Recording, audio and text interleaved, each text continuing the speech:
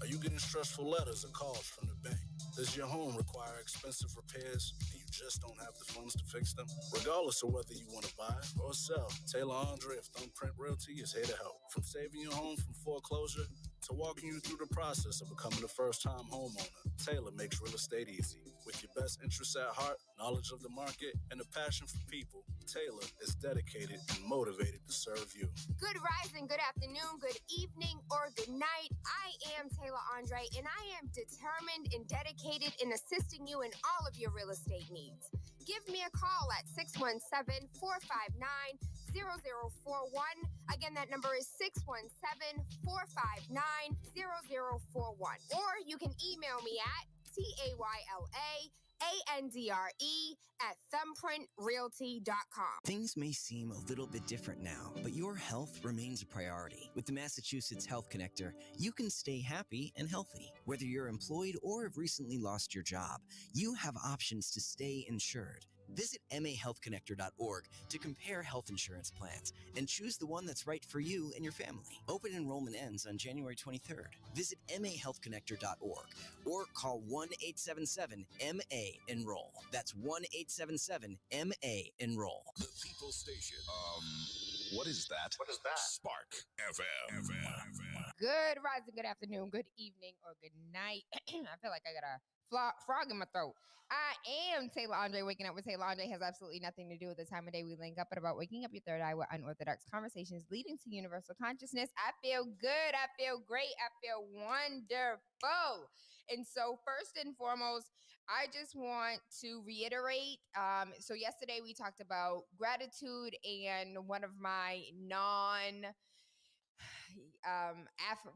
affirmations, what they call yearly, new year, new me resolutions is daily gratitudes. And so I would like to share with you all my daily gratitude for today, which was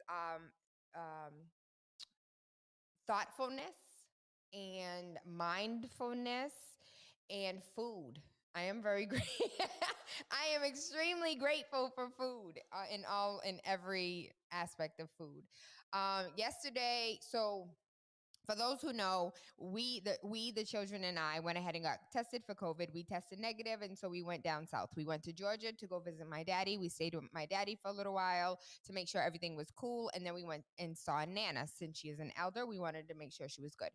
And so spending time down south, I realized how truly blessed we are as far as like our fruits and vegetables are in abundance. Our fresh fish is in abundance. Like there is little to no resources, and you would think in like farm country and farmland that there would be an abundance of fruits and vegetables, but yeah, Shauna, food is where it's at. But I felt like, the only really is a Piggly Wiggly and a Walmart. And if you know anything about Walmart, you know those fruits and vegetables are not the best of the best, not the highest quality. And then you have like Publix, which is high as hell. Like it's like our version of Whole Foods is their Publix. And so I am so very grateful for our market basket. I'm so very grateful for all of the fruits and vegetables. Even yesterday at Market Basket, like all the fruits and vegetables were gone, but we got what we needed. I'm so thankful for Trader Joe's. I like fresh organic fruit with seeds. That is my thankfulness of the day. I love fruits. I love vegetables. And I didn't realize how much of a food desert the South truly was if you don't have access to financial resources. Like if you are limited in your finances, fruits and vegetables are not on your menu. It's all like Popeyes, churches, and a whole bunch of chicken spots with ranch cheese fries. And so I am thankful for options and just food overall. Shout out to Shauna. I told you my inner fat girl is like 800 pounds, B. I love food. But in other news, what was I going to tell you about our trip? Yo, the moon and the stars. Okay, so count it on my ignorance, but I thought like we all saw the moon and the stars equally. We do not. Here in the north, we only get a portion of the solar system, where in the south, like, they have a different view literally of the moon, and to be able to see the full moon in the middle of the south, oh my God, it was so gorgeous. It was so beautiful. The last full moon of the year was huge. It was like a super moon. When we experience super moons up north, it's just like their moon every day. And so I want to see what a super moon looks like down south. And taking it a step, did I relax, Shauna? I did not. I did not. My children have told me, like, even when I am in my most relaxed state, my mind automatically goes to work. So aside from real estate, aside from radio, I also work with Dr. Tia Martin doing equity work. Aside from that, I'm also an author. I'm also an entrepreneur and an inventor. And so my mind is always working and thinking, like, what is the next step for the billions? Like, billions are the goal. And until I get to billions, it's nonstop. And so, no, I didn't relax. Or if I did relax, I relaxed in my comfort zone, which is work. But as far as, like, you know what relaxing is to me? Shutting off my phone, knowing my kids are good, and laying out on a beach. That's what relaxing is to me. And it doesn't even necessarily have to be a beach, but underneath the sun. So as long as I'm underneath the sun, but I do thoroughly enjoy the sound of the waves, and the warmth of the sand. And I am aquamarine. Like, I am a mermaid. I love the water. And so that is what relaxing is to me, is being at the beach, swimming in the water underneath the sun. That is relaxation. Or even like a nice, like, like a New England summer day, like a nice 75, 80 degrees with a breeze, sun beaming down, and reading a book. Like, I could be outside reading for hours by myself. Just get me some water and I'm good. But where you been at? I just told y'all where I've been at. I think we just spent 7 minutes talking about where I've been at, the truth. So I was in Georgia with my daddy.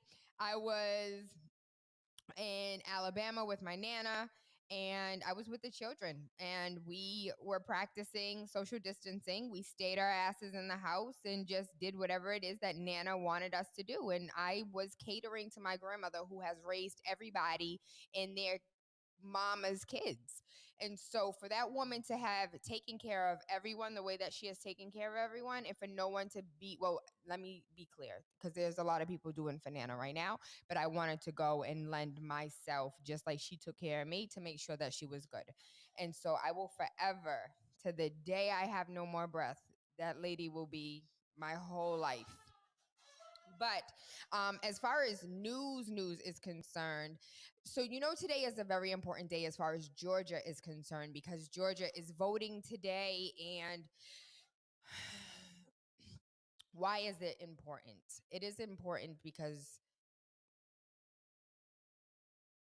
it's great when we have a president that aligns with our basic values, but it's even better when we have a president, a House, and a Senate that aligns with our basic values.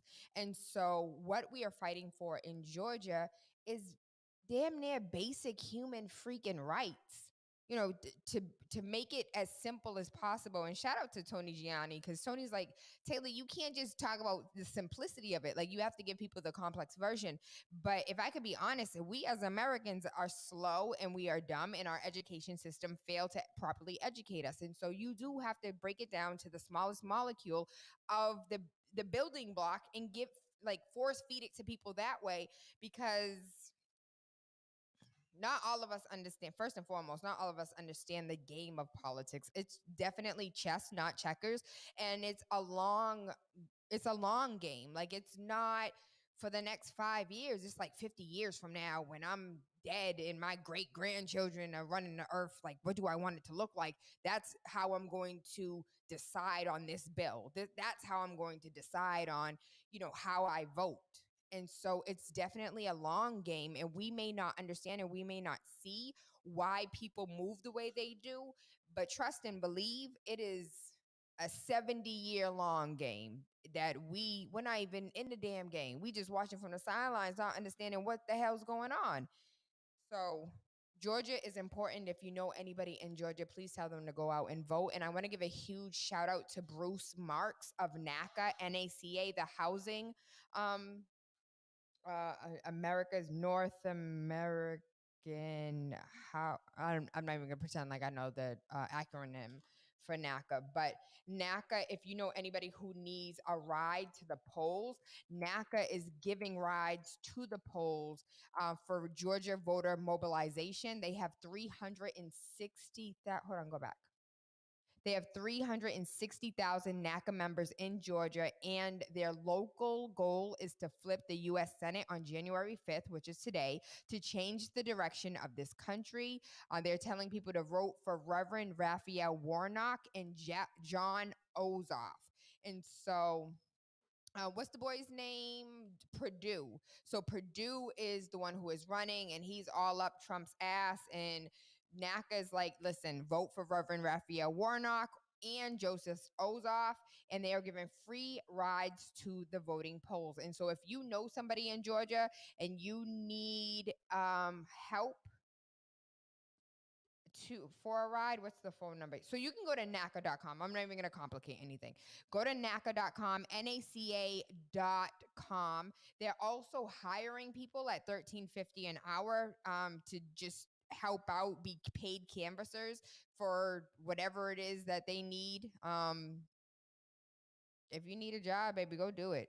I'd do it. I'd go to Georgia and do it and be knocking on doors and asking anybody if they want to buy or sell a house. Minority-owned companies. So this is news that we are not, like, this isn't new news, right? But just so we're clear, the mainstream media is now reporting that minority-owned companies waited months for PPP loans, and data shows like white business owners were able to get COVID relief loans earlier than minority owners, and that minority owners had to cough up all this extra paperwork in order to get the same thing a white entrepreneur could, here, I have a business. I have an EIN. Here you go. Where a black business owner had to show profit loss statement, had to show tax returns for the last 3 years, and a white business owner could be like, oh, here's go my taxes for the last year. The program, which began on April 3rd and ended on August 8th, handed out $5.2 million. No, I'm sorry, 5.2 million loans worth $525 billion. It helped many businesses stay on their feet during a period when government measures to control the coronavirus forced many to shut down or operate at diminished capacity. Congress approved a third $284 billion round of PPP loans, while companies that did not get loans previously have another chance to get help. According to the draft legislation, businesses hit hardest by the virus will be eligible for the second loan. The first round of programs saw an overwhelming demand from the Small Business Administration, and they approved $349 billion in just 2 weeks. But many minority-owned firms applied to multiple banks early in the program and were rejected, while others couldn't get banks to respond to their applications or inquiries. And I am telling you from firsthand experience, I applied and applied and applied and applied and freaking applied. I cannot tell you how many black businesses that I know that applied that got denied. Everybody, so if you're my friend and you have a business, I sent them all out the application. So if I received the application, if somebody put me on game, I was putting other people on game. And so putting people on game, I'm like, yo, did you get it? Did you get it? Did you get it? And I'm like, nah, I didn't get it. Nah, I didn't get it. My homegirl finally got it in the 6th round. So 5 rounds previously denied. On the 6th round, she got it. And because it's based on how she did her taxes in my boo-doo taxes, she knew what she was doing. And this is why yesterday I disclosed, personal information, full transparency. I messed myself up by doing my taxes and writing everything off. And it looked like at the end of the year, I made like $2 because I wasn't listen, I didn't want to pay the government nothing at all. But in order for you to be an established business, you have to pay taxes until we get the three siblings on air to tell us how to pay taxes like Trump pays taxes. We working on that, boo. Trust me, I got you. We in the same boat. But the first round, $350 billion in the first 2 weeks. Many businesses were being turned down the first and second and third round. That caused application fatigue and frustration because it really is like a 45-minute process per application, per bank, per grant, per this, per that. Like, yeah, you do get tired after the 15th application and the 15th denial. The loan data analyzed according to zip codes found that the first round of funding, 6 loans were approved for every 1,000 people living in 20% of zip codes, with the greatest proportions being white residents.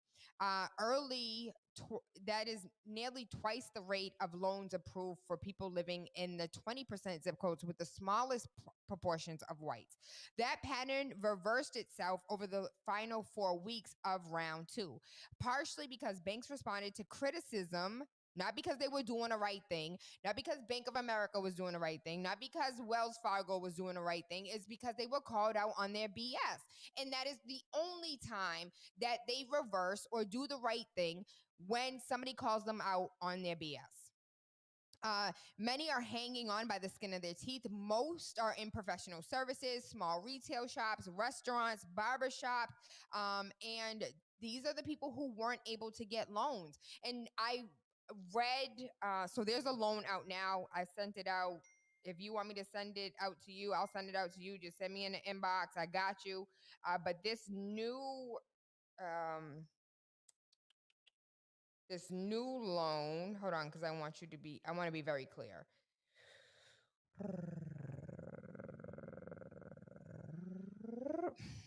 Is it here or here? It's here. Okay. And so with this new loan, you get access, and this is in Massachusetts. This is the Massachusetts Growth Capital Corporation, the MGCC. And this was the one that my homegirl was finally able to get after the 15 other ones that I have been sending to everybody. And this is for restaurants, bars, caterers, and food trucks, indoor recreation or entertainment establishments. These are people who could not get them during the first round. Gyms and fitness centers, personal services like nail salons, barbershops, or independent pharmacies. Event support companies, photography, videographers, florists, limo services, event planning, event rentals, performers, independent retailers. Where's all my artists at? Y'all could finally get some money because they were not involved in the first batch go round. And so I need everybody, if you can hear my voice, clap one time. If you can hear my voice, go and apply 2 times. And so again, it's the Massachusetts Growth Capital Corporation, the MGCC. If you Google that, you'll be able to find the application. Please, if you've had an EIN number for the last, I believe it was April, you had to have had your EIN number since April of 2019. And so if you've had your business for over a year, apply. The worst thing they can do is say no. The best thing that could happen is you could get a deposit. But this also leads us to another completely different conversation. And that conversation is, how do you properly establish your business? Because so many of us have side hustles. And I'm going to be transparent. If it wasn't for Dr. Tia Martin, I would still be side hustling and not have a full established business doing what business needs to do as far as paying employees, having payroll, doing what you need to do as far as taxes. That is a rabbit hole that if you don't have understanding or prior knowledge, you're going to be asked out. You're going to be like, yo, I don't understand none of this. And it is difficult. That leads me to believe that we need to have an event. Excuse me, my brain is working. 45, 47. My nervous is gone. I think our next event should be centered around establishing businesses. Very different from the event that we held last year, just primarily focusing on helping minorities formally establish their business. Period. If you get a text message from me, that's the reason why. Because I talk to text everything. And so I don't want to butcher your name, Aquintio. Sean Smith, text him on his number right now. Just help me out with $5,000 in my Cash App.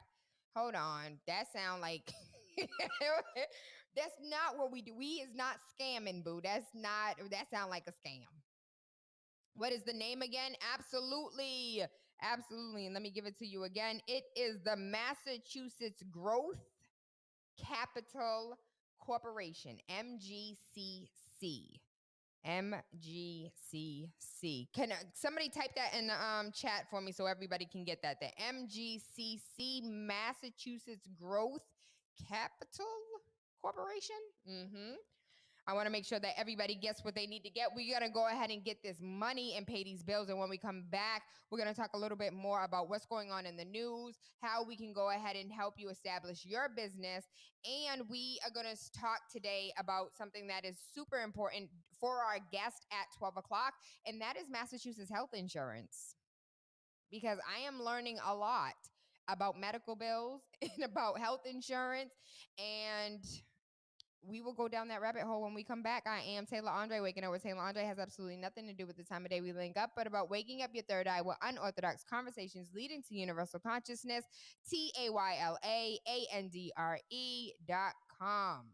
Igniting the airwaves. Spark FM. Are you tired of renting and need more of your own space? Are you getting stressful letters or calls from the bank? Does your home require expensive repairs and you just don't have the funds to fix them? Regardless of whether you want to buy or sell, Tayla Andre of Thumbprint Realty is here to help. From saving your home from foreclosure to walking you through the process of becoming a first-time homeowner, Tayla makes real estate easy. With your best interests at heart, knowledge of the market, and a passion for people, Tayla is dedicated and motivated to serve you. Good rising, good afternoon, good evening, or good night. I am Tayla Andre, and I am determined and dedicated in assisting you in all of your real estate needs. Give me a call at 617-459-0041. Again, that number is 617-459-0041. Or you can email me at TAYLAANDRE@thumbprintrealty.com. Things may seem a little bit different now, but your health remains a priority. With the Massachusetts Health Connector, you can stay happy and healthy. Whether you're employed or have recently lost your job, you have options to stay insured. Visit mahealthconnector.org to compare health insurance plans and choose the one that's right for you and your family. Open enrollment ends on January 23rd. Visit mahealthconnector.org or call 1-877-MA-ENROLL. That's 1-877-MA-ENROLL. You are enjoying the miracle of radio. New England's #1 urban Caribbean music. Radio. Spark FM. Spark FM. I am Tayla Andre. Waking Up with Tayla Andre has absolutely nothing to do with the time of day we link up. So listen, we just got finished talking about all of the amazingness as far as businesses are concerned. They are rolling out a completely new program for you to apply to. There's multiple banks that you can apply through.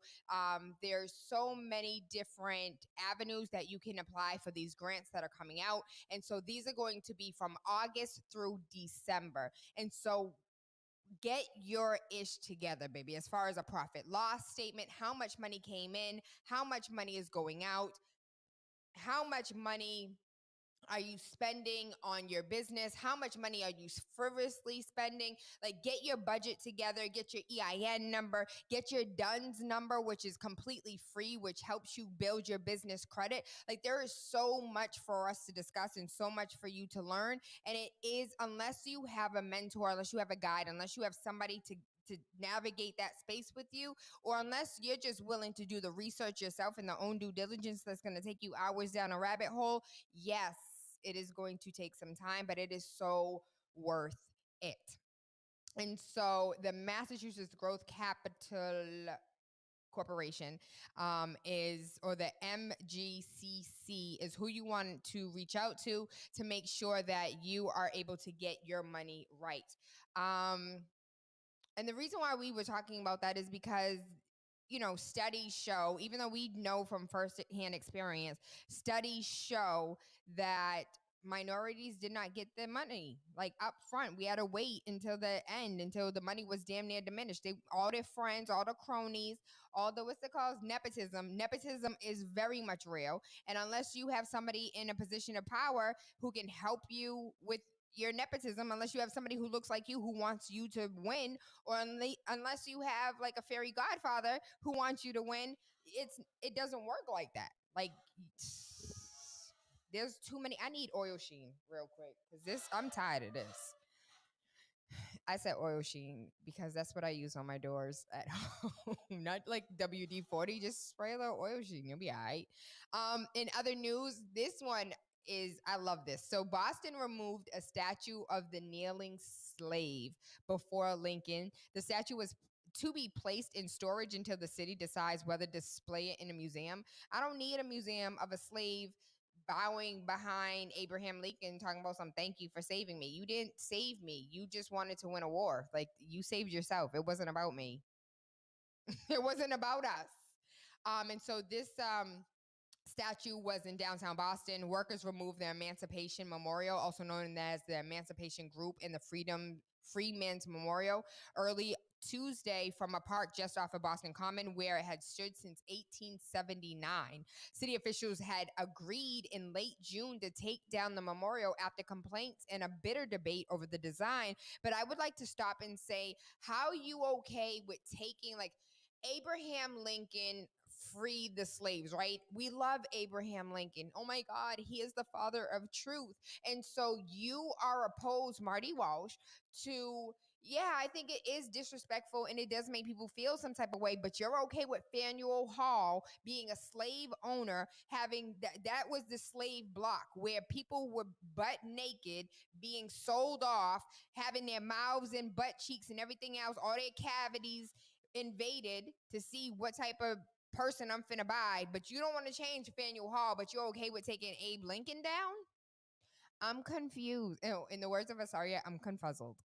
But city officials had agreed in late June to take it down. Marty Walsh acknowledged at the time that the statue made residents and visitors alike uncomfortable. And so if you're okay with taking that statue down because it made people uncomfortable, I need you to understand that Faneuil Hall need to be changed too, period. And so I know we had the conversation with Andrea Campbell. We had the conversation with Michelle Wu, and we will soon have the conversation with Marty Walsh next week to discuss this and to talk about it, because if that, I am less triggered by a slave thanking Abraham Lincoln than I am by Faneuil Hall.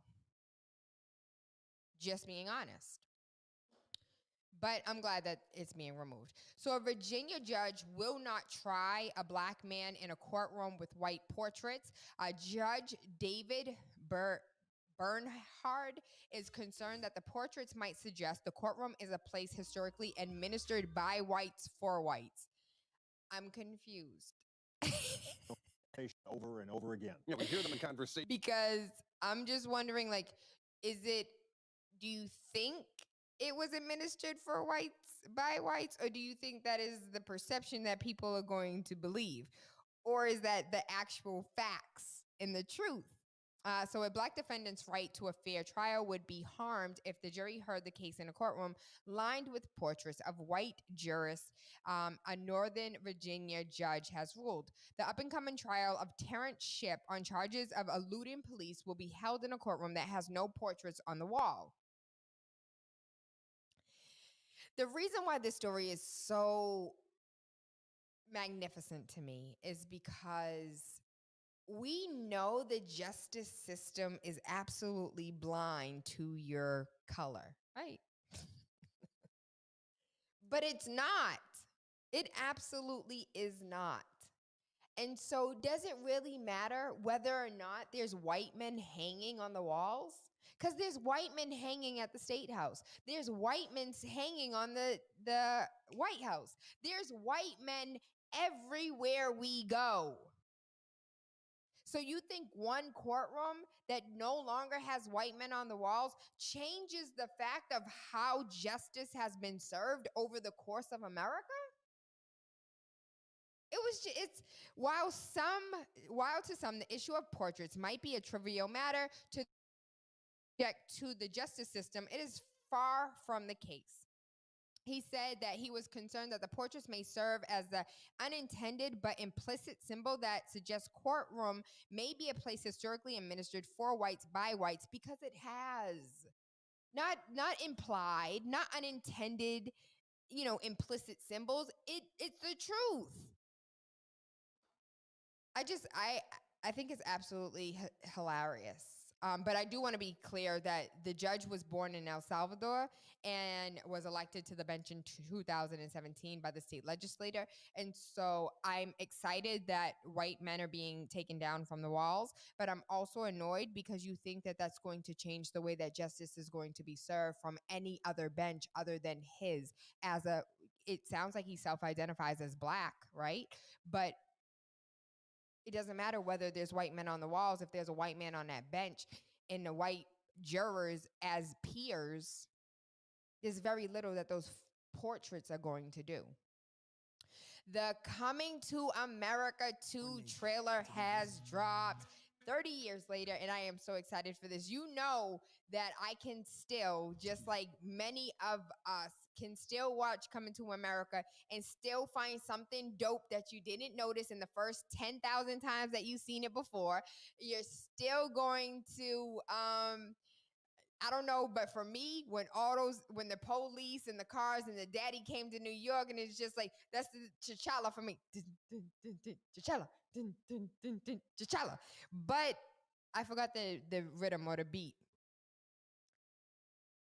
You know what I want to, hold on. Can we please go down this rabbit hole for 5 seconds? Come, take a ride with me. The royal penis is clean, Your Highness. Royal penis is clean.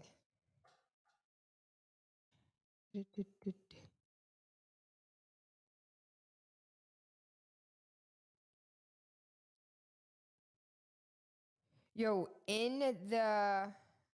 oh, they don't have it. They don't have it on YouTube. The royal penis is clean, Your Highness. Oh, I think I found it. Confirm my age. I'm grown. Oh my gosh, I don't want to log in. Okay, fine. Y'all can't do it. We can't listen to it.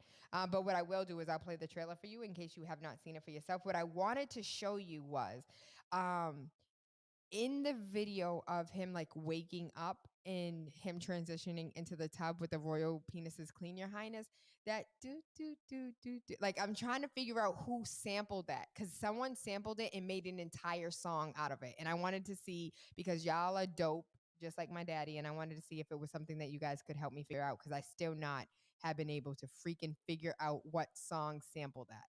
But here goes the trailer. You must heed my words before I'm gone, my son.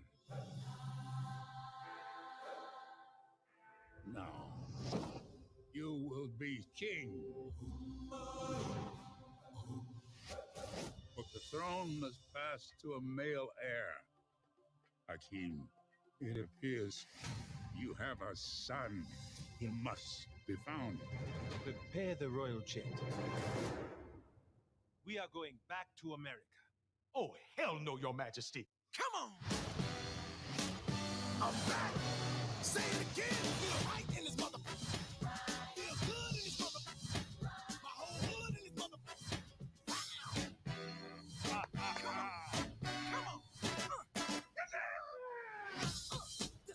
I'm the king of this shop. That's funny as hell! Well. Say it again.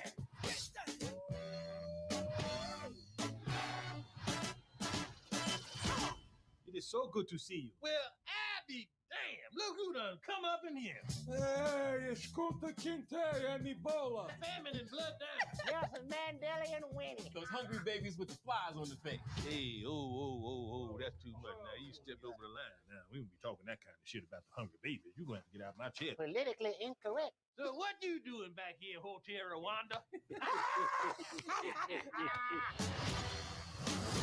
I'm back. Say it again.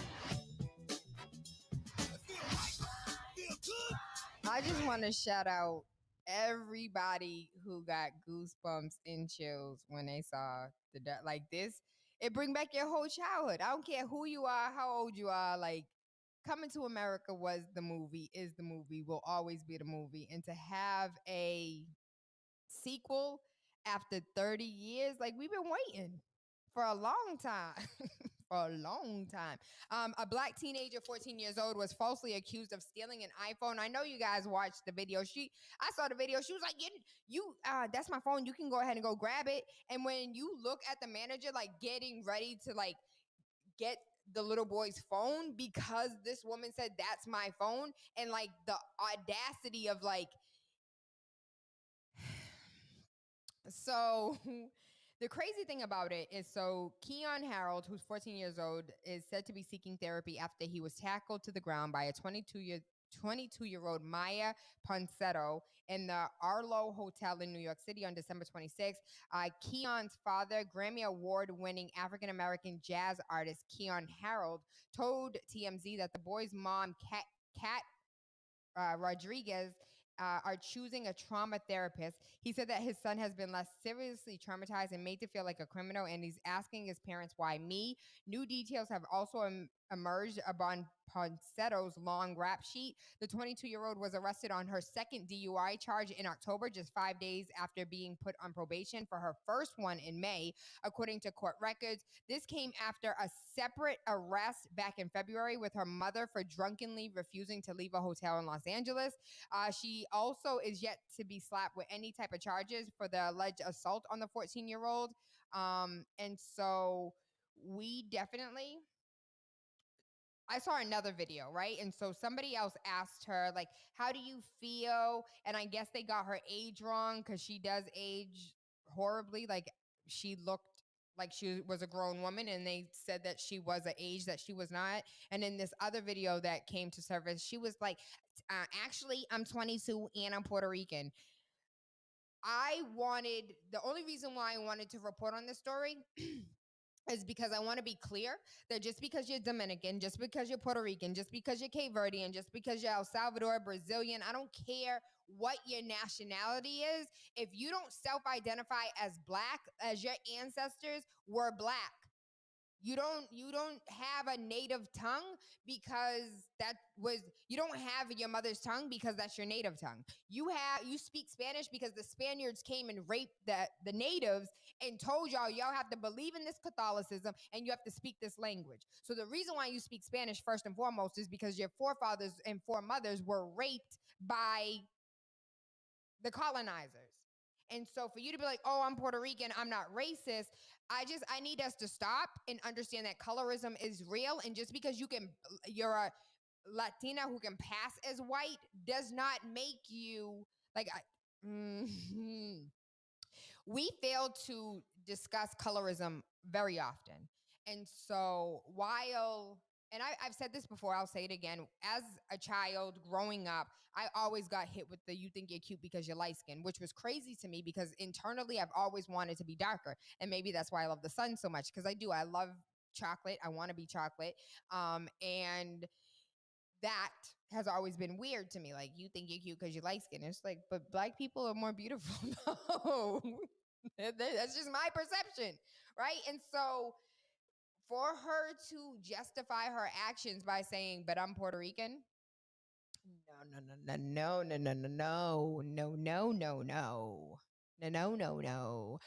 Just like, who was it who came out during the election and was like, yeah, shout out to black women, but Latinas really came through this year. What do you mean shout out to black women, but Latinas came through? Can we please finally freaking agree that all of us are Negroes?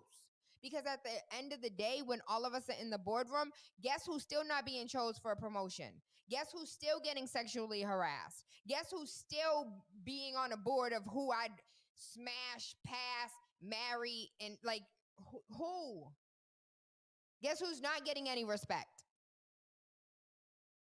So I would really love it if we could all speak one language and understand if you or your forefathers and your foremothers were raped by colonizers, then yes, you are a Negro. And that's the only thing that I really wanted to say about that story. So the Army is investigating Fort Bliss soldier who was 19 years old, found dead in her barracks on New Year's Eve. And she had been sexually assaulted by another soldier, says her family. Private First Class Asia Graham, absolutely beautiful Black woman, was found unresponsive on the base in El Paso on Thursday and was later pronounced dead. The Army has launched an investigation into the circumstances surrounding Graham's death. Graham was a human resource specialist who joined the Army in July of 2019. Her family says that she was sexually assaulted by another soldier at Fort Bliss and accused the Army of failing to protect her, and she is not the only one. How many times have we heard this story before? What's the other baby's name? Breonna Johnson was another one. Not Breonna Taylor, but there was a Breonna Johnson who the Army came out and said that she committed suicide. But how did baby commit suicide when the gunshot was in a place that she could not have shot herself? First and foremost, she was sexually assaulted. She had bruises. She had choke marks around her throat. Like, listen, when I tell you, the court martial, they get to, we investigated ourselves and found we did nothing wrong. When you take a look at the United States history of our armed forces, when we go into other countries, how we have raped, how we have, and why do you think there's so many Blasian children? You think Blasians were mad cute, and it was because they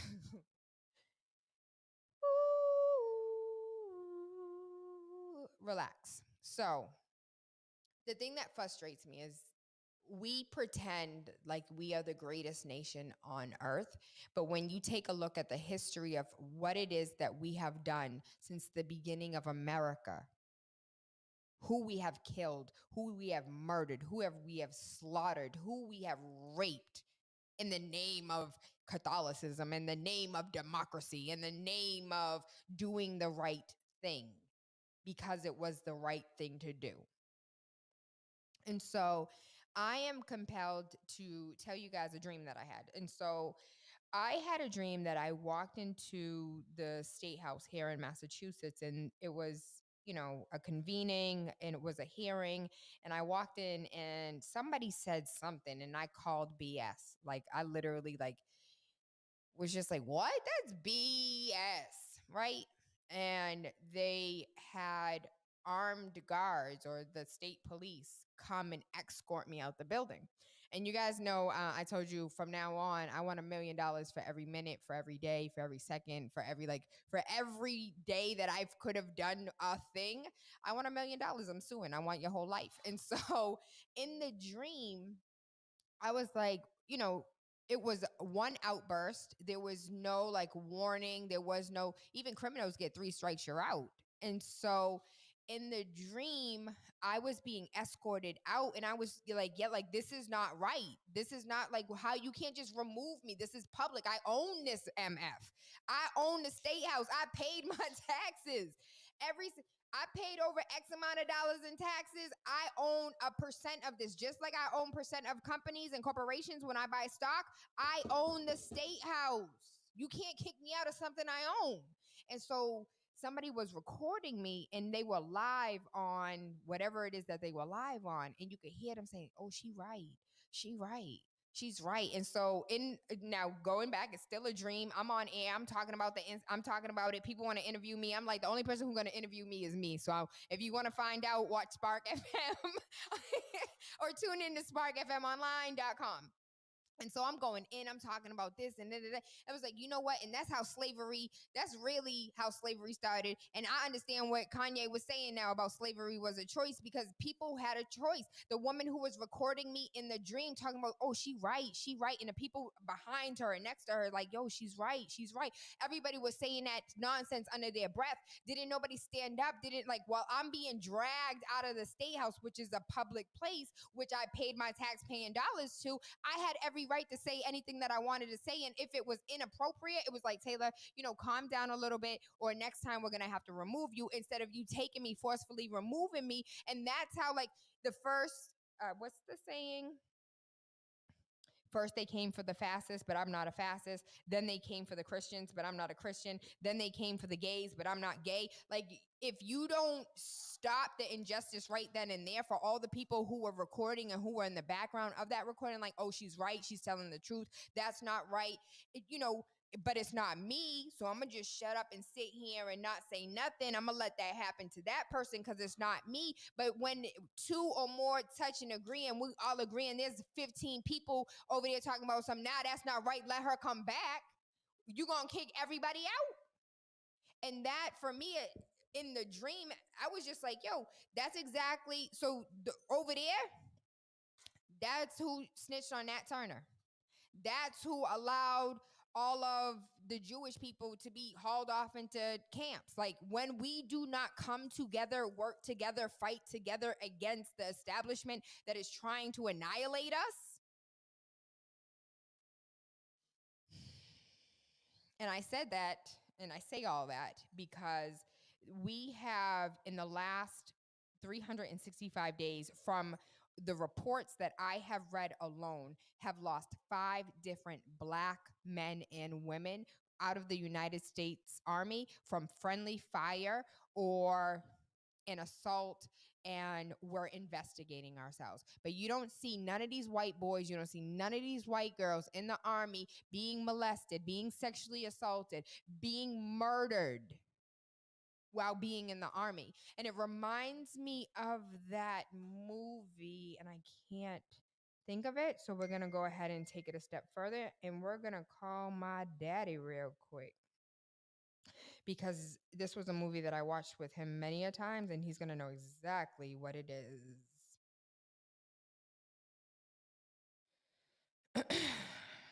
The movie was, it was, I think he was like a colonel or general. Hi, Daddy.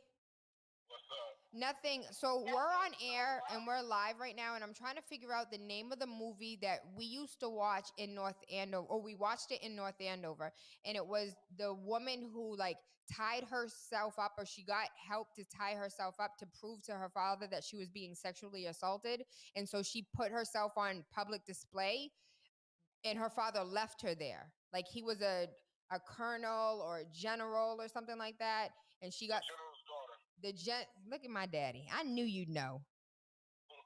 And it was, she got sexually assaulted and he didn't believe her, and that's why she yes. And so good book. I read the book before I saw the movie. Oh, I didn't know it was a book. Yeah, I would have read the audiobook. So, Daddy, I was just reading about the Fort Bliss soldier. She was 19 years old and she was found dead in her barracks on New Year's Eve. And she was sexually assaulted by another soldier. And she said that she told her family that she didn't feel like the Army was protecting her. And then all of a sudden she winds up dead. And so from only the reports that I've read of this year, there have been 5 in total, Black and brown, Black people that have either been found dead, been found missing, have been assaulted in the last 365 days alone.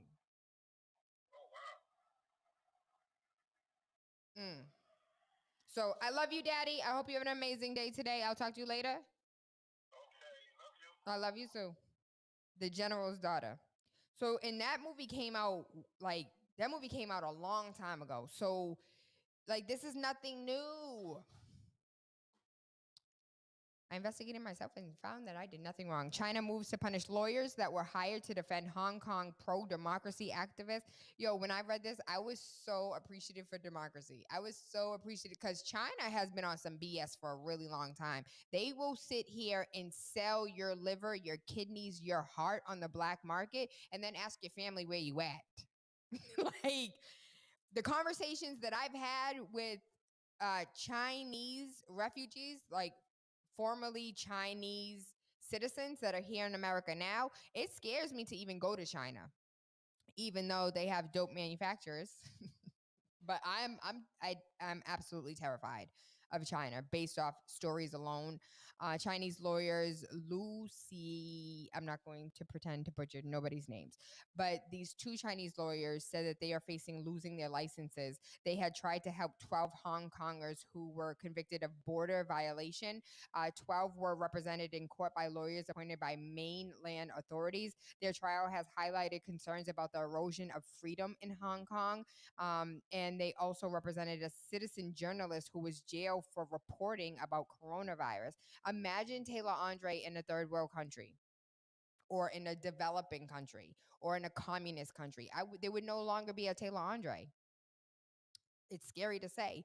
Also in China, they let foreign astronomers use their 1,600-foot radio telescope for the first time in a bid to search for alien life and cosmic phenomena, following the collapse of the observatory that got decimated in Puerto Rico.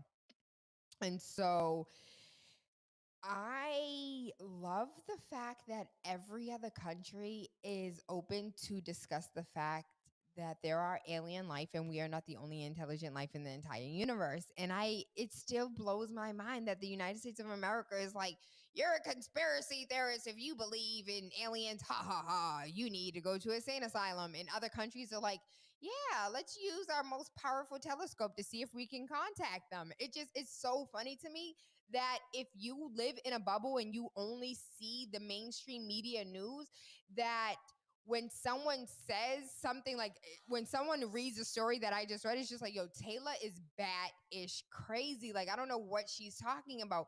And if you don't live inside the bubble, you're like, yeah, the ocean has aliens living on the seafloor. There's spaceships all over the place. And when it's cloudy at night, that is when they do their bidding. But it is what it is. We're going to pay these bills. When we come back, we have our guest. We're going to talk about health care in Massachusetts, health insurance in Massachusetts. For those who do not know, if you do not have health insurance in Massachusetts, you are penalized on your taxes.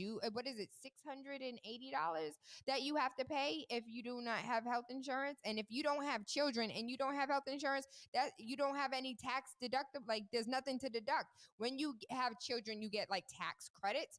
And if you don't have health care and you have children, your tax credits kind of like null and void the fact that you have to pay. But if you don't have children and you paid very little in tax, and I feel like somebody's like, Taylor, I have tax questions. We're going to get somebody in the building to answer any and all of your tax questions for individuals, for head of households, for entrepreneurs, period. Everyone across the board. So I'm really excited for that conversation. We just booked her yesterday. Let's go ahead and pay these bills. I am Taylor Andre. Waking up with Taylor Andre has absolutely nothing to do with the time of day we link up, but about waking up your third eye with unorthodox conversations leading to universal consciousness. Igniting the airwaves. Spark FM. Are you tired of renting and need more of your own space? Are you getting stressful letters or calls from the bank? Does your home require expensive repairs and you just don't have the funds to fix them? Regardless of whether you want to buy or sell, Taylor Andre of Thumbprint Realty is here to help. From saving your home from foreclosure to walking you through the process of becoming a first-time homeowner, Taylor makes real estate easy. With your best interests at heart, knowledge of the market, and a passion for people, Taylor is dedicated and motivated to serve you. Good rising, good afternoon, good evening, or good night. I am Tayla Andre, and I am determined and dedicated in assisting you in all of your real estate needs. Give me a call at 617-459-0041.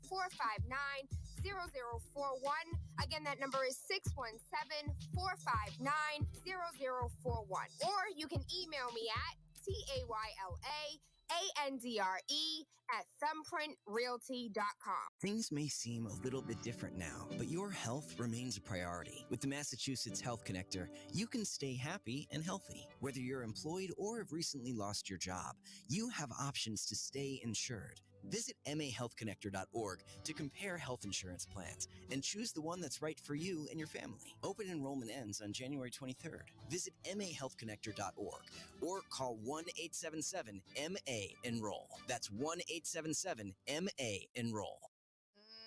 Good rising. Good rising. Can y'all hear me? Y'all can hear me? Somebody said the volume low. I just want to make sure y'all can hear me. Hear my voice clap one time. Hear my voice clap two times. We good? Are we good? Good? Let me go back to these comments. I'm sorry. Mike said the volume was low. Can you hear me now, Mike? The truth, absolutely right. I don't want to dismiss the situation, but that woman was clearly dealing with mental health issues. You mean the woman who says she was Puerto Rican, who was trying to steal the phone? She ain't dealing with mental health issues. Like she might have addiction issues. If she like two different driving under the influences, two different DUIs in the same year, like she might be dealing with some alcoholism or some addiction type issues. Maybe not necessarily mental health. Maybe it is mental health. The general's daughter. Yes, Shauna. You were having deja vu remembering this. I was. I don't know why I'm so thirsty. Oh my gosh. So late and Shauna. So Shauna went ahead and sent us the song, and I want to see if this is it. The results. So this is a commercial that will end. That's right. The royal penis is clean, Your Highness. You found it! You found it! Thank you, thank you. I knew it. I knew I heard it before, but I could not figure out where or who remade it. So I can't tell you how much I appreciate that. We're not gonna play it on air because Facebook gonna kick me off. So, and I don't feel like doing all that today. And then I have to edit the YouTube, and we're not gonna do that. But I am going to listen to it at a later date. And so thank you for finding that for me, Shauna. I truly, truly do appreciate that. So so we have about 3 minutes before the guest chimes in or clocks in. Floating igloos, could they help penguins and stop climate change? So an architect's design proving the endangered birds with breeding habits while stopping polar ice caps from melting. He is an Iranian architect who shared a concept to help save penguins in Antarctica. It describes a two-part system with igloos on the surface and under the water. Igloos above provide shelter and a safe place for penguins to breed, and the underwater structures feature cooling systems to stop the ice from melting. Where the pendulum is attached to the structure that generates electricity, then when waves move it, electricity is produced that powers the cooling fans. See, I want to show you the picture of it so you guys can see exactly what I'm talking about. And for those who are currently listening, you can always go to the replay, which is located on YouTube for the visual, or iHeart or Apple Podcast for the audio. And so these are the igloos where on the inside, the little penguins can do what they do their business, you know what I'm saying? And then underneath, it is as the waves hit it, it generates fans or creates electricity for the fans to cool down the system so it no longer has a what's those things called? So our polar ice caps stop melting and we see less of global warming. Now, the question that I have for this, and it's not really a question, because if you have Asaria as your daughter, you are watching animal things all the damn time. And as far as penguins are concerned, like their travel to mate, their travel to eat, their travel for like they are so rigorous in their, what is it called when people, we have Lord.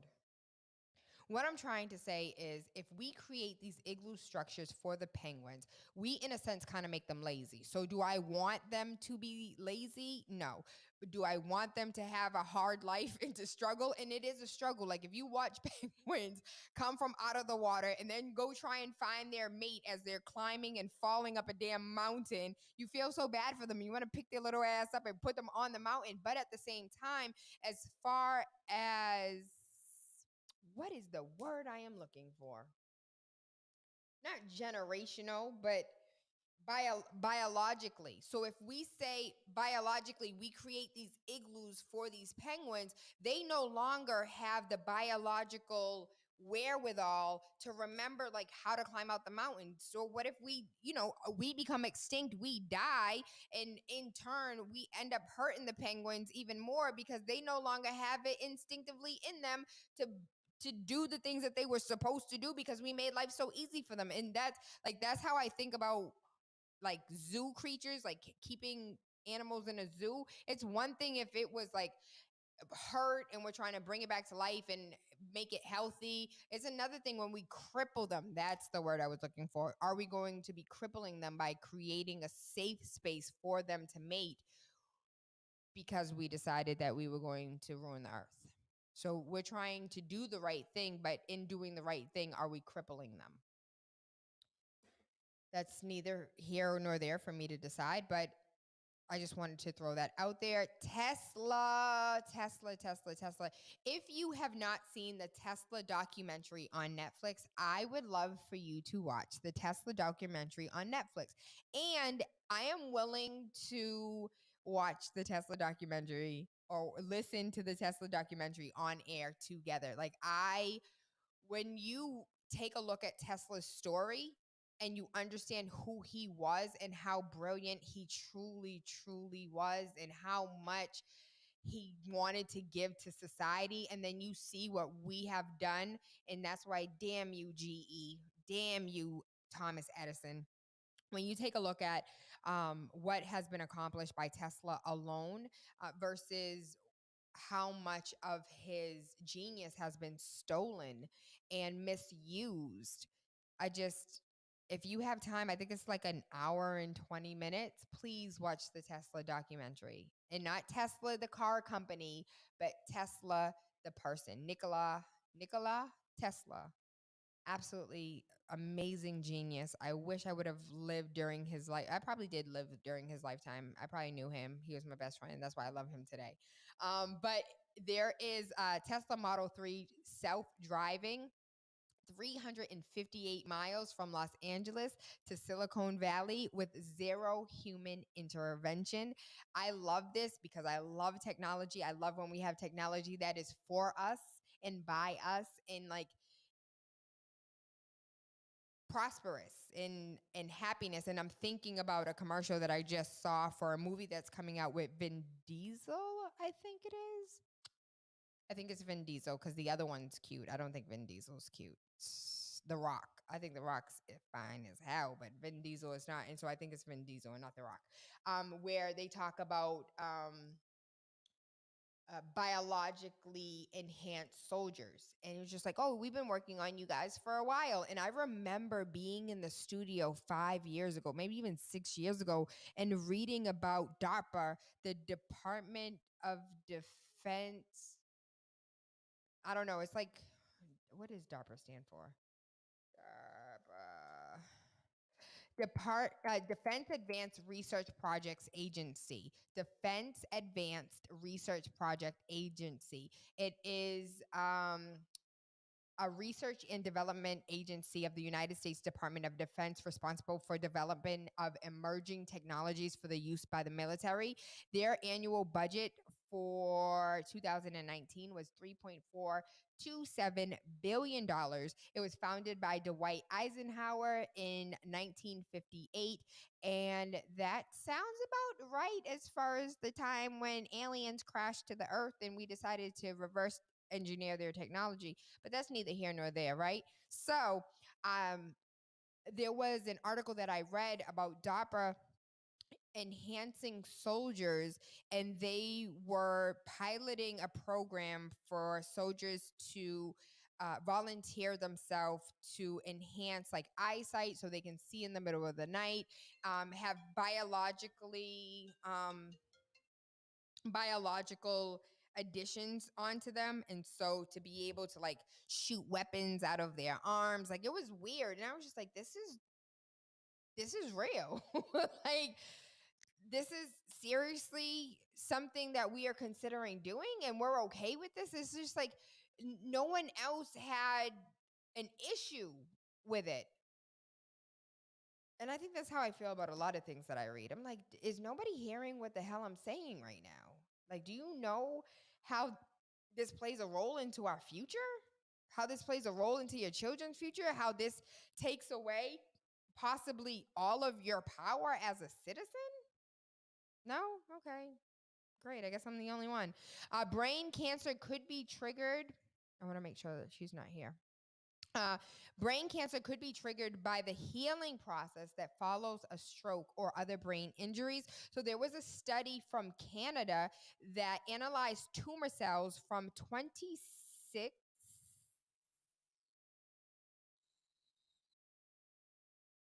Oh, that hurt my feelings. Hold on, I'm just trying to make sure that our guest is all set and we don't need anything. All right, she'll be here soon. Researchers in Canada analyzed tumor cells from 26 glebe. I'm not even stroke stroke patients. Glioblastoma is the single most common and aggressive form of brain cancer. I probably butchered that. Correct me. And the team found some cells in an injury response state, typically of wound healing. Their findings may help develop new tailored therapies for brain cancer patients. And so these are the type of things that I absolutely love and the type of things that I want us to be aware of and for us to like big up and put our energy into. I want to know how to pronounce this word. Pronunciations. Glioblastoma. Oh, glioblastoma. See, that's all you need is a little Google. Glioblastoma. Glioblastoma. I'll probably butcher it again, though. Glioblastoma. And so these are the things like how many family members have, our family members have strokes, our family members have, heart disease. We are known to have an abundance of health issues. And so if we know that these alternatives exist and these studies exist, then we can then put ourselves in trial for possible solutions and therapies. And I think about my sister who suffers from polycystic kidneys, and I wish I could just take mine out and put it into her. And so studies like these are really inspiring to me, even though she technically doesn't have anything to do with her brain. It just, there are studies that are being conducted and there are people who are looking to change the narrative because I forgot what documentary I was watching, but in the documentary, he was going down this rabbit hole of, why is it that the American Heart Association gets most of its funding from the Heart Association is like heart disease is with meats. So they get a lot of their funding from the agricultural, not just agricultural businesses, but when you go to the State House and what are them people called? I can't think of the name for it right now, but it'll come up randomly in the damn interview. But not only just heart disease, but like high blood pressure and diabetes is funded by people who produce and go to the damn State House and those people are called what? Help my brain real quick. They're not allies. They're not liaisons. They are...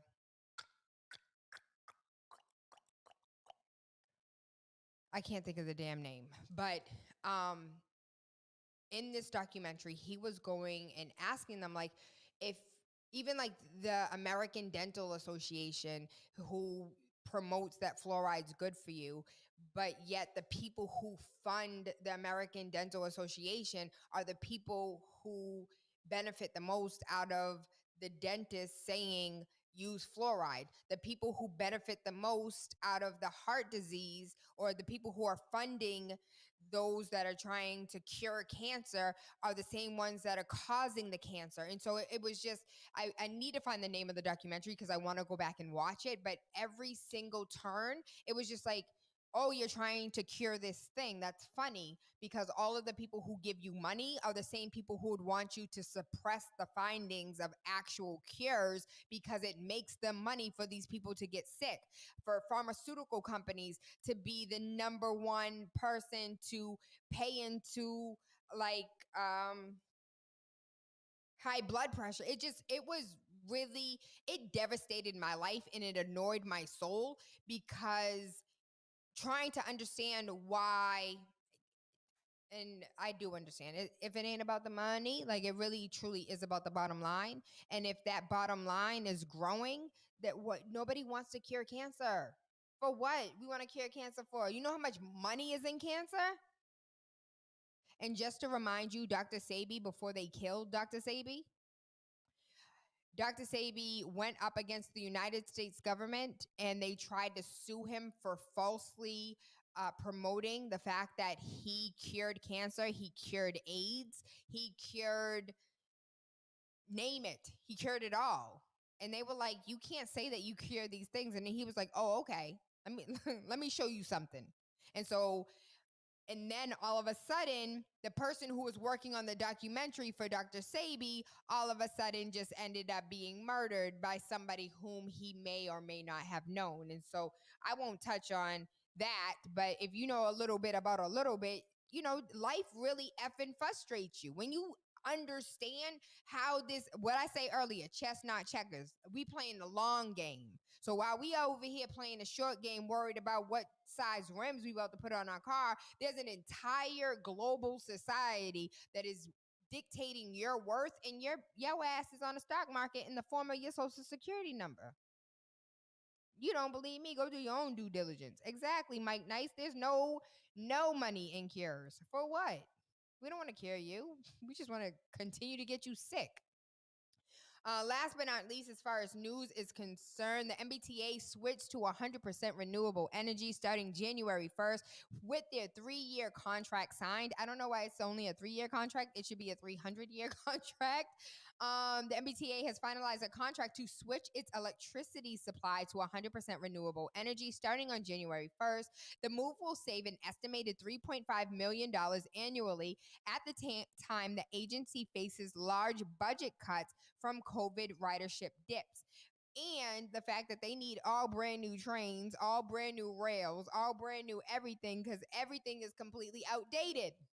This deal is a remarkable transition to the chair of the MBTA's Fiscal Management Control Board. The agency's estimates that 36% of its carbon footprint comes from electricity use. The contract with BP Energy, whom I like, out of all of the energy companies, I hate Shell the most. If you there's a documentary on Shell and Shell being located in the Niger Delta. And so not in Nigeria, but in Niger. There's the Niger Delta, and they do a lot of flaming. So flaming is when you have natural gas, and instead of having the natural gas just enter into the air, you burn it off by flaming it. And anyone who was living in the Niger, Shell went to Niger, dug in, like bought a little land, dug in the earth, and was just like, oh, we got some natural gas. They could not transport it, and so they started flaring it. So they caused a problem, and they are not providing a solution because there are multiple Nigerians, not Nigerians, but Nigerians that are Nigers. I don't know what the proper plural version of it is, but they are getting cancer, like burning of the eyes. They're going blind, lung cancer, throat cancer, because they're ingesting the flaring of this gas.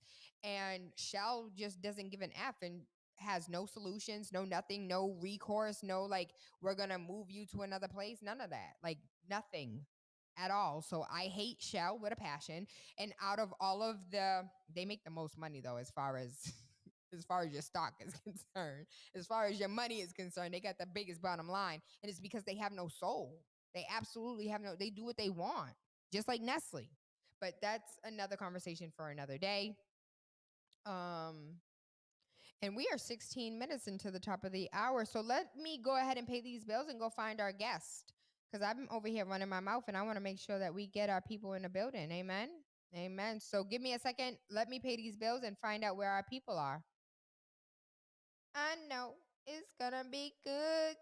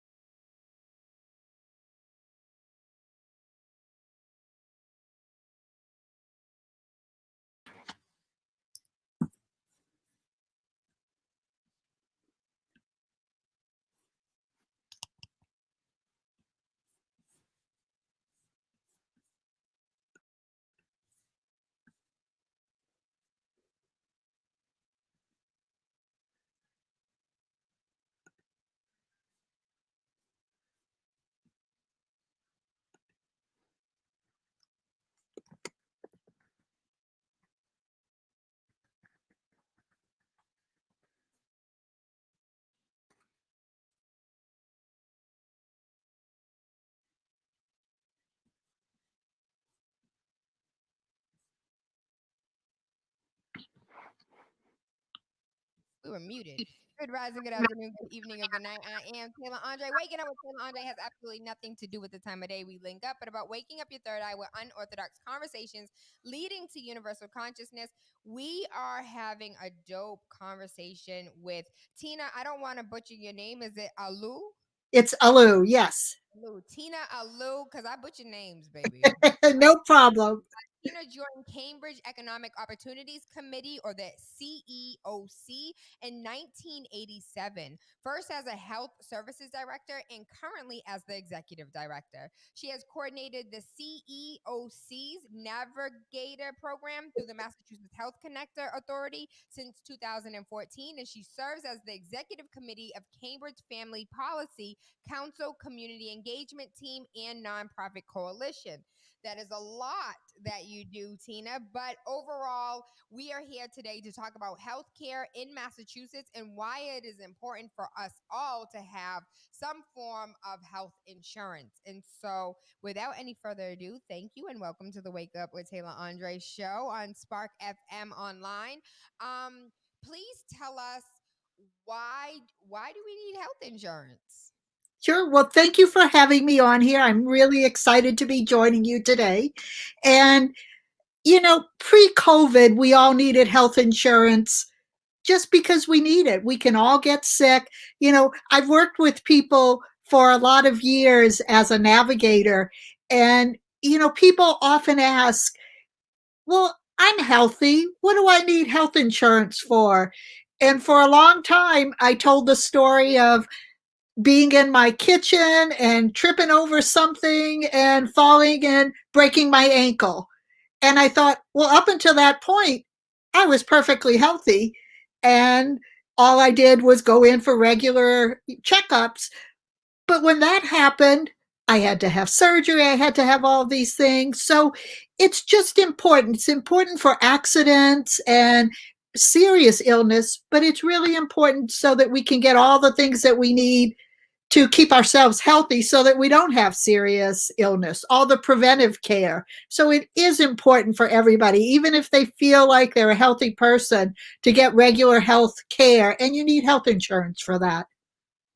But it's so expensive. Like, it is super expensive to get health care. And I'm currently looking over, plans for entrepreneurs, and what does that look like for somebody with a 1099, and what does that look like with someone who has employees? Like, how do you get the best health care for your company when healthcare overall is like $900 a month for a family?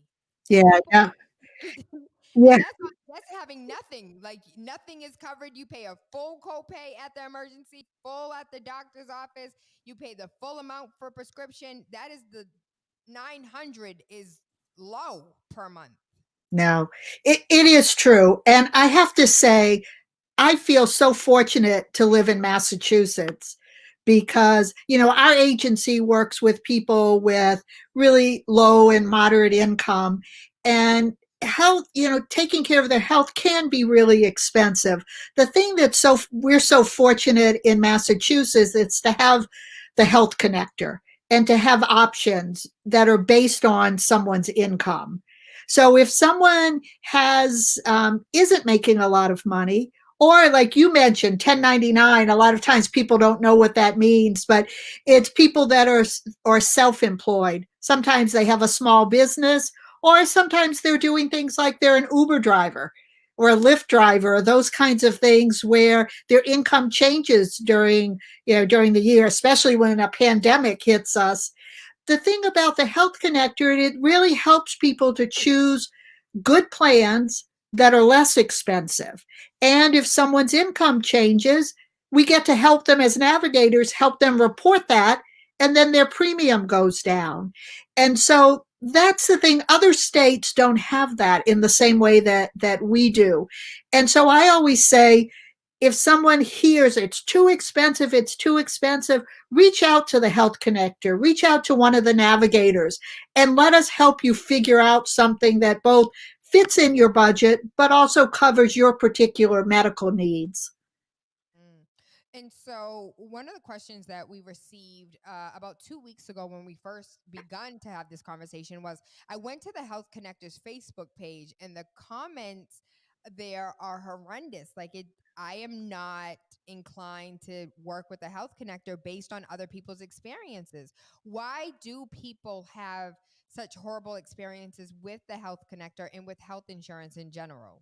Well, it was funny because we're a navigator, people come to us and we often help them ourselves go through the process with the Health Connector.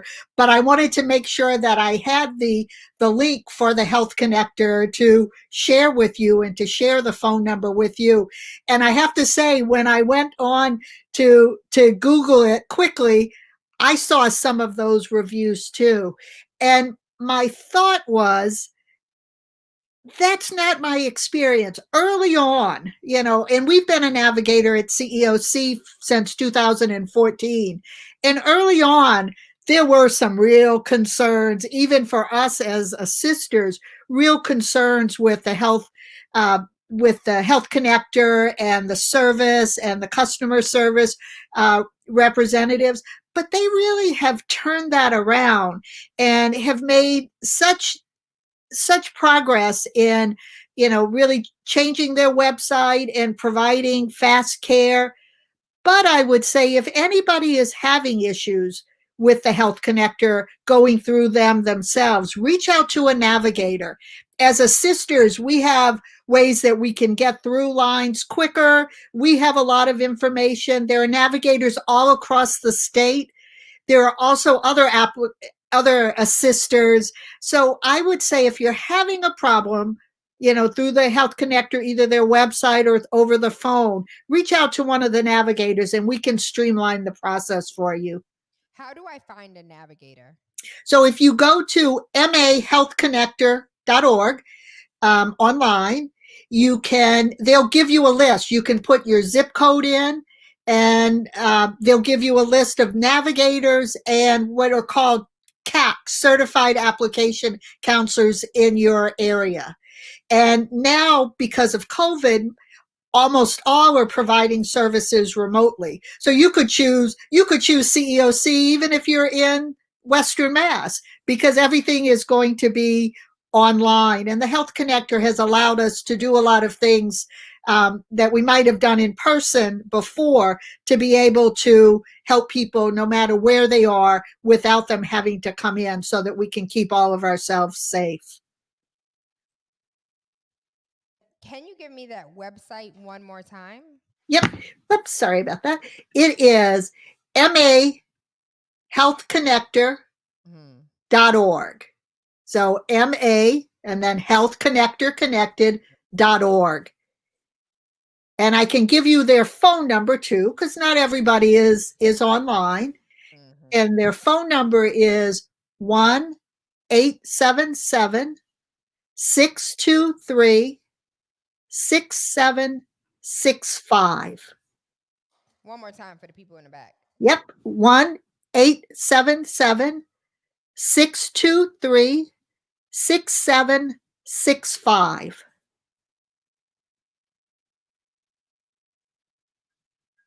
Okay, so I went ahead and put that in the chat for you guys. And I'm trying to get to the masshealthconnector.org, and it's telling me that the site cannot be reached. That's why I asked you to give it to me again. And so maybe there's some type of maintenance on it, or maybe we're just, so many people are going there right now that it's a little backed up. But we will get that up and running for you and get you guys that information. So I would like to play a game. So let's say, for instance, I am a single person. I have no children, just myself. I work and make about $39,000 a year. What does that look like for me to obtain health insurance? So what it would look like, and it's kind of a hard question to answer, because I would ask you lots of other things, because let's play it out. Okay. Okay. So I would ask you, is your income consistent? Do you get paid the same every week, or does your income fluctuate? I have a yearly salary of $39,000. Okay. So what I would do is, and so I would take that information, I would enter it in, I would ask you about other kinds of issues, or or do you file taxes? Do you have, um, do you have any dependents? Um, do you pay certain things that you would get a deduction on your taxes? So I would gather information like that, and I would enter that all in the Health Connector online portal. The nice thing about seeing a navigator or doing it yourself with the Health Connector is you get to put all of that in, and it kind of walks you through it. I would ask you questions about your immigration status. I would ask you, how does that affect me? Because I am an immigrant and I do not have a green card. How does that affect me? so if I know somebody, that, yeah, there are so people who are. so if somebody doesn't have a green card, is not a citizen, and then what they may be eligible for may depend on the type of, if they have documentation, if they're here on asylum, if they are a refugee. So we would walk them through that, because as you know, and the listeners know, immigration is a really complicated thing. So we would be getting all of that information. Depending on someone's status, if they had no documentation at all, then what they might be eligible for might be more limited than somebody who has documentation and has been here for a while. But we would walk them through that and help them to have some kind of health coverage. But going back to you and assuming that you have documentation, then at 39,000, what we would do is we would put all of that information in, and whatever else that we needed to find out about your taxes, and is this what you were projected to make? Because one of the things as people do their application, what we find out from them is, what are you currently making, and what do you project to be making for the next year? Because when you apply for the Health Connector, they're screening you for two things. If someone, let's say, is made 39,000 this past year, but they know in mid-January they're going to be laid off because they're, COVID, their hours are going to be really reduced. We're going to answer two sets of questions. What are you currently making, and what do you qualify right now? But what are you thinking for the next year? And it may be that right now you qualify for one thing, but starting in January, your income goes way down. You may qualify for Mass Health, or you may qualify for a connector care plan that doesn't even have a premium. So we would help figure that out.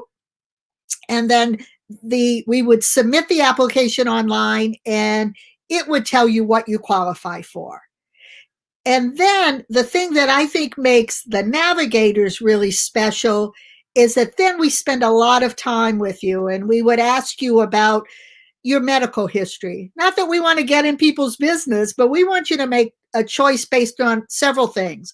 One is your financial situation. What can you afford? And secondly, what are your health needs? Because you can imagine the first question people ask all the time is, or say all the time is, I want the least expensive premium. So what about pre-existing conditions? So that's like one of the questions, like as far as pre-existing conditions are concerned, if I have all of these other health issues, does that mean my premium is going to be higher? No, that's the fabulous thing about the Affordable Care Act, is that there are no issues around pre-existing conditions. We don't even ask you. We may ask people certain questions like about breast cancer or someone's HIV status, but that's only because they may be eligible for special programs, not because there's anything around, if somebody had diabetes or hypertension, that then their premiums are going to be higher. That isn't the case. And then we would help people. We would look at it. We'd see which plans that they have, that their doctor takes. You know, sometimes people don't care. They don't go to the doctor except once a year. They would rather have a premium maybe and switch doctors. We have people that say, I've seen this same doctor for 30 years. There's no way I'm going to switch. If they're taking medications, we help them, or the medications covered under this plan and how much or prescriptions. So we really customize it so that they're choosing the plan that best meets their need. And that's something that, I think that you talked about health insurance being expensive. The other piece that I think about health insurance is it can be really confusing. There's all kind of terminologies. What's a copay? What's co-insurance? What's And the not just deductible?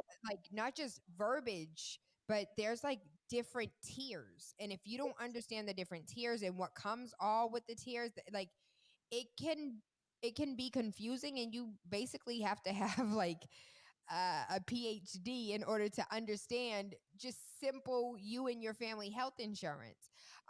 One of the other questions that came up was whether or not so I have children, and so with me having children, how much more do I have to pay even if my income doesn't support the children? Like, not being able to support the children, but it's just when you Yeah. take a look at family plans are super expensive if you're getting it from your employer.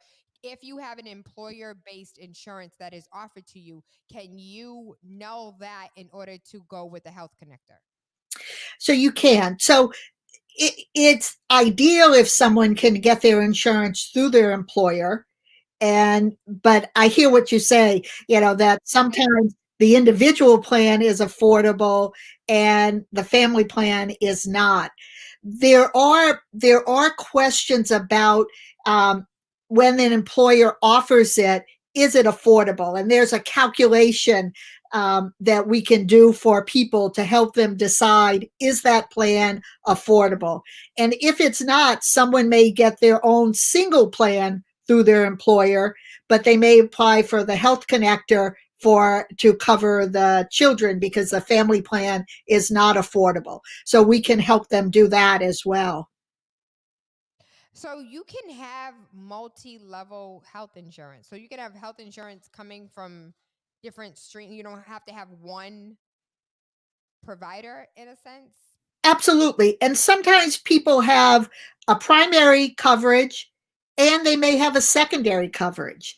And so someone may get their insurance through their employer, but they're not making much money, and so they may be able to get some support from the state that helps to pay their premiums that their employer would deduct, or to pay some of their copays. We talk about sometimes wraparound services. So sometimes people have a primary and a secondary. Sometimes they have a plan that covers other services that their employer plan may not cover. That's what I really mean about being able to help people based on their own individual situation, because it can be confusing. Sometimes I sit with people and say, okay, let me think this through. Let's think it through together. And we do this all the time. But people's lives can be really complicated. And our goal is to help them choose the most affordable plan that meets their need and that they understand how to use it. That if it's going to be, I always worry people might have coverage, and that's great because there is a penalty in the state if you don't have insurance coverage when you file your taxes. And we can talk more about that. Now. But if you have it, and okay, fine, you have it, but you can't use it because it doesn't fit your needs, that doesn't do you any good. So we really spend the time to help people get something that really makes sense for them. So let's say I am 1099. I have 5 kids and not a spouse, but a significant other that resides with me. How would I navigate that? So we would help you to determine for the health connector what's your household. And the household can be different depending on whether someone is qualified for Mass Health or the Health Connector. Sometimes it's your tax household who's on your tax return.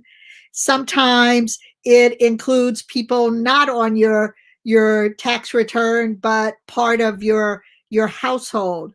In a case like that, and again, I would want to get more information, but in a case that you're describing, even just taking the 1099 out of that, at first glance, when you say that, I would, if everyone in the household needs insurance, I would imagine that we're talking two households, the significant other and you and your children.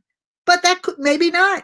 Maybe the significant other is the father of a child or children, all of them, one of them, whatever. And the tax household may be that the significant other claims a child, then that might be a household. So those are the kinds of questions that can make people's eyes start to roll back in their head, but we can help them with that. So right now, what is the charge if I do not have health insurance at all? So it changes every year. It's based on someone's income. If someone makes under a certain amount, there's no penalty. If somebody has, it's 150% of poverty. And that's kind of it's kind of a complicated thing because it depends on family size. And so for a single person, it's probably about, I'm bad at doing the math off the top of my head, but maybe under $18,000, might be a little bit more than that.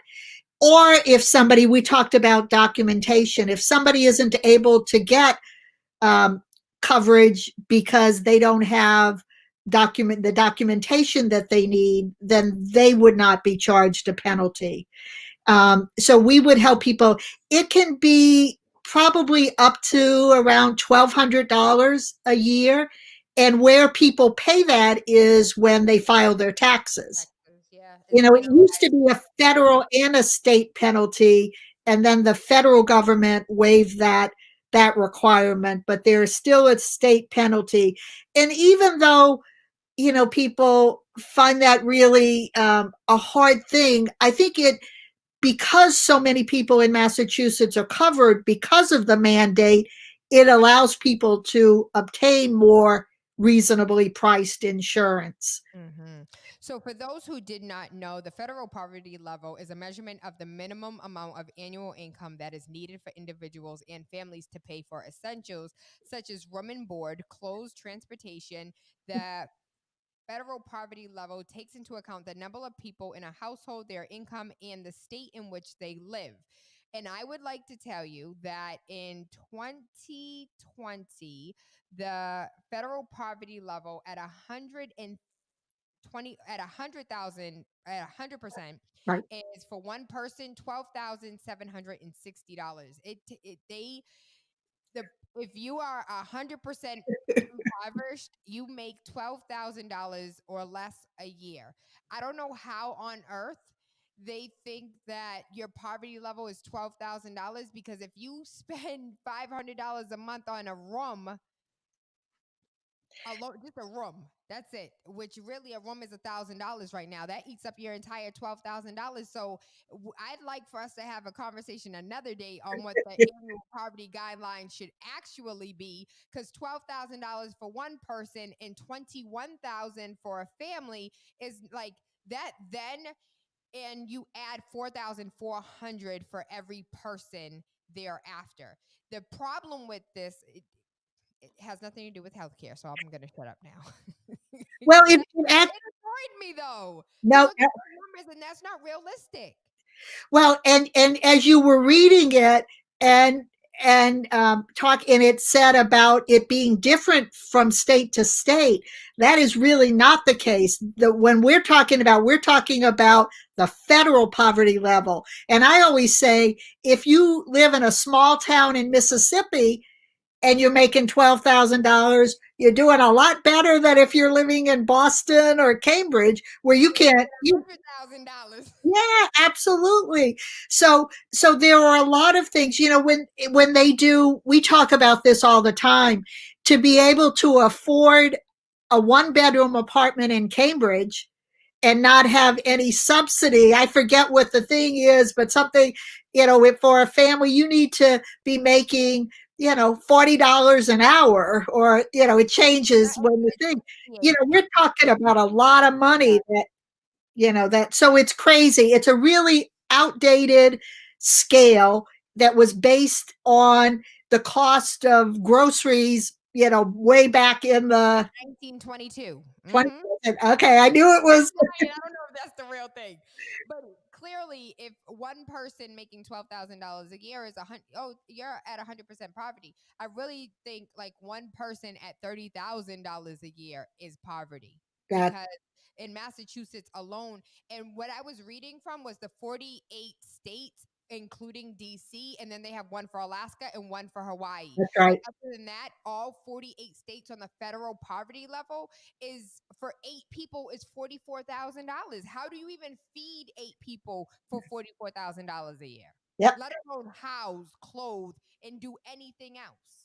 Absolutely. You're I'm sorry, Tina. I'm sorry. You and I could have a whole nother conversation on what it really takes to be able to live. And we're talking about living. We're not talking about enjoying life to the fullest, saving for retirement, saving for your kids' college. We're talking about putting food on the table, paying rent, transportation, whatever. So invite me back for another conversation on this.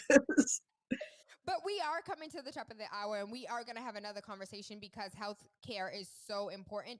Can you talk to us about why we're hearing right now about the Health Connector, and why it's important to get a part of the Health Connector, and how it, like, during certain time of the year is the only time you can you explain that and break that down for us a little bit? Yes, absolutely.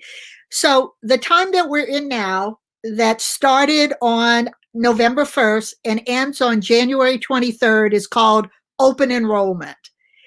And that's the time that some people have to apply for health insurance. And I'm really careful, because for a lot of people, that's a really important time. So if you are new to health insurance, you haven't had it before, and you make over, and I don't want to give you an exact amount because it depends on family size, but you're not really low income, then during open enrollment is the time that you have every year to apply for health insurance through the connector. And the reason I stress that is that there can be other reasons that people can apply outside. If somebody is qualified for Mass Health, let's say, and they make very little, they make that 12,000 that you were talking about, then they can apply for health insurance all year. But open enrollment is for people that are a little higher income, or for people who have insurance through the connector and they decide they want to change their plan. You can only change your plan once a year, and that's during open enrollment. That's during. You currently have Mass Health, and then you have a little bit more freedom. That's right. Let's say, for instance, I am utilizing the Health Connector now, and it's May, but I just realized that the doctor I don't know, I'm pregnant and I want to go to this certain doctor, but this doctor doesn't take my current insurance. And that means I can't switch because it's not open enrollment. And no? Not necessarily. There are things that are life events that might happen. So someone, becomes pregnant or has a child, or they have a change in their job, their income goes up or down. There are things that they lost their insurance at work. There can be life events that someone might have that allows them, for a period of time after that event happens, that allows them to make a change. there can also be things that, with a particular coverage, with a particular insurer, that somebody might be able to make a change because of, a change in their situation, as you said, became pregnant. So there are times outside of open enrollment that people could make changes in their situation. But for some people, that's the important time. For the most part, open enrollment is during what time? November 1st to January 23rd. Okay. So November 1st to January 23rd, and we're coming up on the January 23rd. So if you currently have, so let's say for instance, I have employer insurance and I'm thinking about switching, I want to call and make sure that I have the best plan available, so I can call the Health Connector now, utilizing the 1-877-623-6765 number. That's right. Okay. Or you could go on to the website, the mahealthconnector.org, and you could look for an assister, a navigator in your community, and call them. And they can help you, walk you through it. The 23rd is the end of open enrollment, but what we always say is, if you're going to enroll in a Health Connector plan, you want to be ahead of that date, because nothing's more stressful than the people that call us on the 23rd and they have to go find a piece of paper, or they don't have their doctors. Oh, there's a specialist that I want, or I'm not sure what medications. Not only do you have to choose your plan by the 23rd, you have to make the first payment by the 23rd.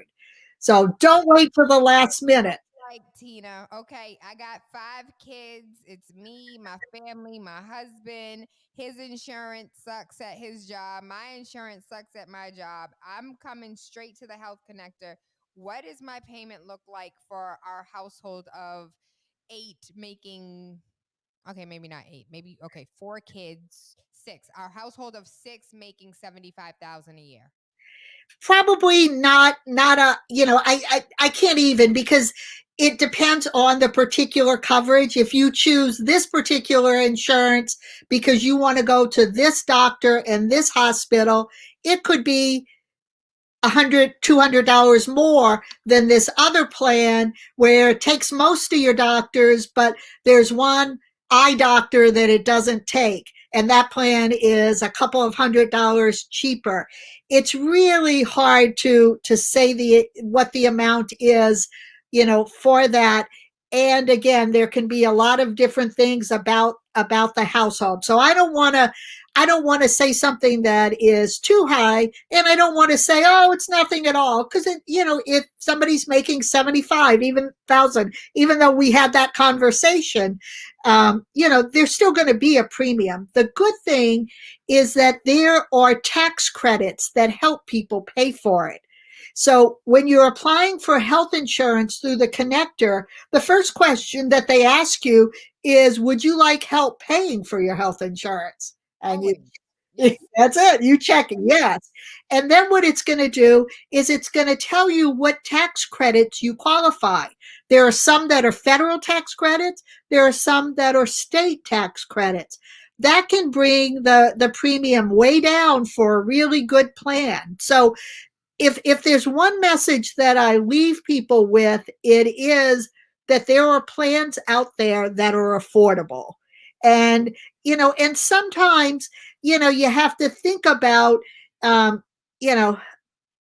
this is something really important. How can I fit it in? And as I was saying before, if it's a healthy family, they may say, I'd rather have a little bit higher of a copay and have a lower premium. So we help people figure that out so they can find something affordable. And so it's sort of like car insurance. So you can have a really high deductible because I'm not going to get into an accident. So I want a really high deductible so I can have a lower premium. That's right. I use that example all the time. I say, if you need your car for work and you choose $1,000 deductible, and that car gets into a crash and you don't have $1,000, and now you can't work, maybe that doesn't make sense to have that lower premium.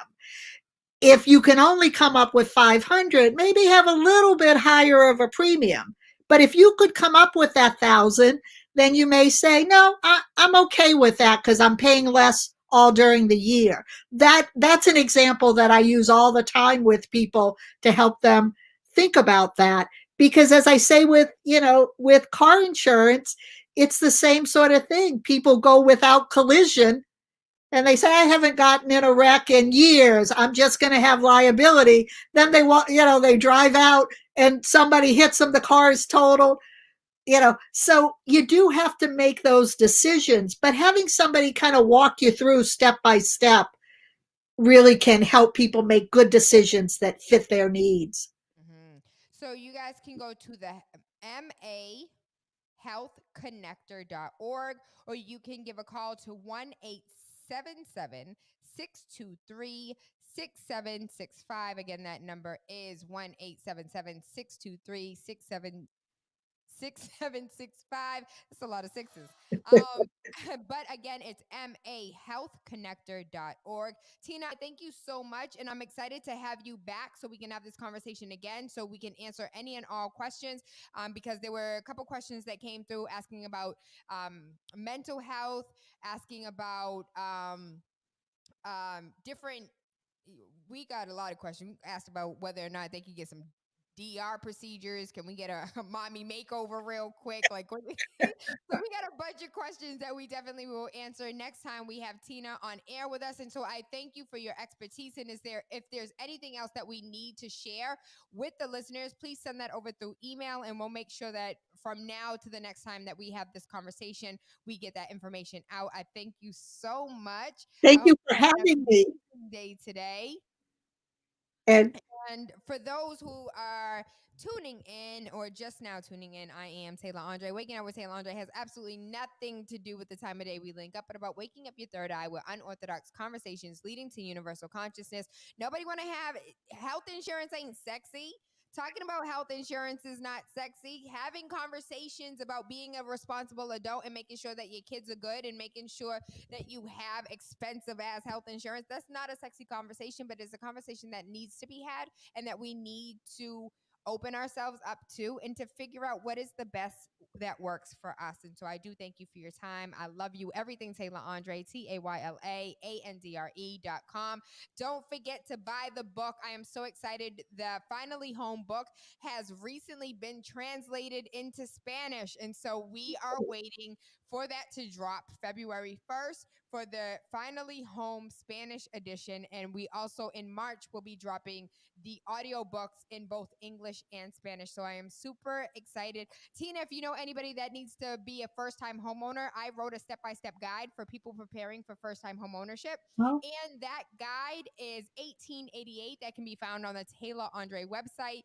And it literally gives you a step-by-step guide for your credit, a step-by-step guide to help you prepare to understand what it means to be a first-time homeowner.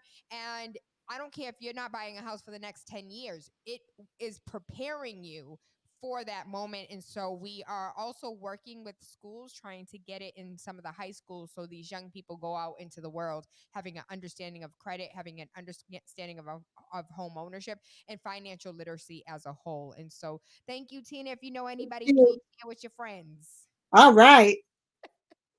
This was Spark FM. I am Tayla Andre. I hope you guys have an amazing day. I love you. I appreciate you. And I hope you have a dope day, because today is beautiful. Even though it's snowing outside, it's still gorgeous. What are you thankful, grateful? What are you grateful? What are your gratitudes? To recap, my gratitudes are mindfulness. And oh God, I forgot the other two. Mindfulness and food. And I forgot what the third one is, but I am grateful for just life and breath and laughter and hugs and happiness. And I hope you take a moment to figure out what it is that you are grateful for as well. Igniting the airwaves. Spark